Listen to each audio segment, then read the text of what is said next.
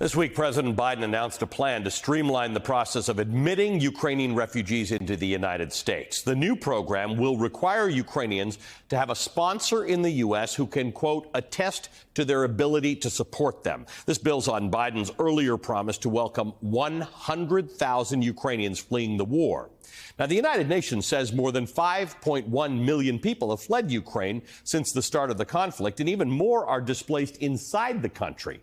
Poland has by far welcomed the greatest number of Ukrainian refugees of any country, 2.8 million. Romania has admitted 774,000. Hungary has taken in 485,000. Now, in comparison, America's proposed 100,000 is a drop in the bucket. But if you look at how many refugees the United States takes in yearly, 100,000 is massive by U.S. standards. Every year, the president sets a quota for how many refugees America is going to accept. For decades, the U.S. was a leader in refugee settlement compared to other countries. According to the Pew Research Center, until it lost its footing in 2017 when a particular xenophobic nationalist moved into the White House. Now, America's always benefited from admitting refugees, and even though that's not the reason to do it, the very first settlers to come here from Europe were, in fact, refugees. The Pilgrims fled to the shores of America to escape persecution in England. Their quest for safety and identity became the root of America's own identity, and it still is.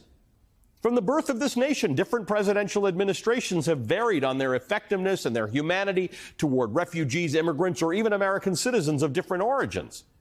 One of America's ugliest moments came right before World War II. As the groundwork for the Holocaust was being laid in Germany, Jews faced harassment, discrimination, and political persecution, so they fled.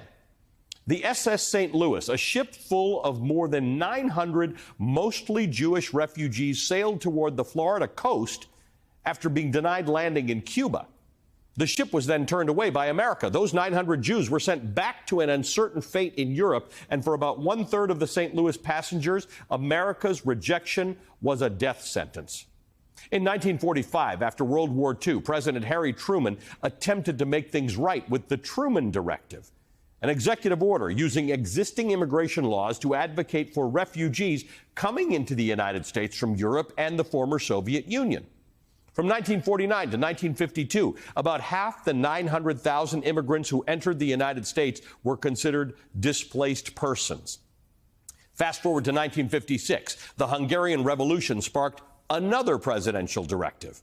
President Eisenhower allowed about 30,000 Hungarian refugees into America. America was largely receptive of these refugees, partly because of the positive image the government and the media painted of them. Well-educated people who wished to integrate into American culture. In 1959, a wave of Cuban refugees fled to the United States after Fidel Castro's guerrilla fighters toppled the government. America saw them as welcome newcomers who brought economic revitalization to South Florida. But everything changed on September 11, 2001. The 9/11 terrorist attacks put a hold on immigration reforms. Refugee intake plummeted. It created rampant anti-Muslim sentiment among some Americans and politicians. Between the years 2000 and 2002, President George Bush reduced the refugee ceiling from 90,000 a year to 70,000. President Obama worked to rebuild the refugee resettlement system when the world needed it most. In 2015, millions of Middle Eastern refugees were fleeing several bloody conflicts in the region. The Obama administration raised the ceiling to 85,000 refugees in 2016, and the next year, Obama proposed an increase to 110,000, but then a new president who had launched his campaign in a zeal of xenophobia came along and slashed those numbers.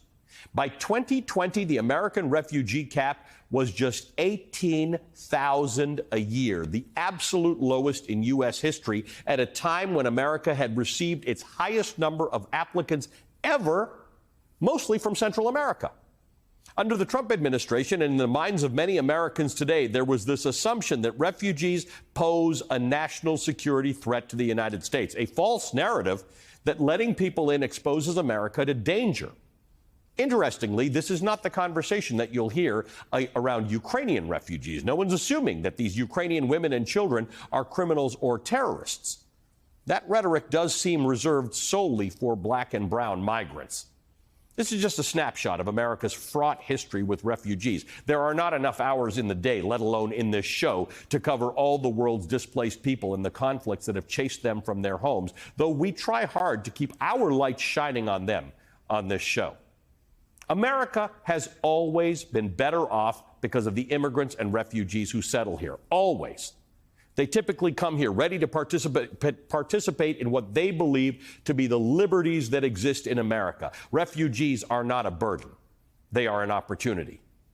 America seems willing to give Ukrainian refugees the opportunity to work hard and thrive in this nation. Let this be a blueprint for how all refugees are treated in America, no matter their skin color, religion, education, skill set, or wealth, and irrespective of the conflict from which they are running.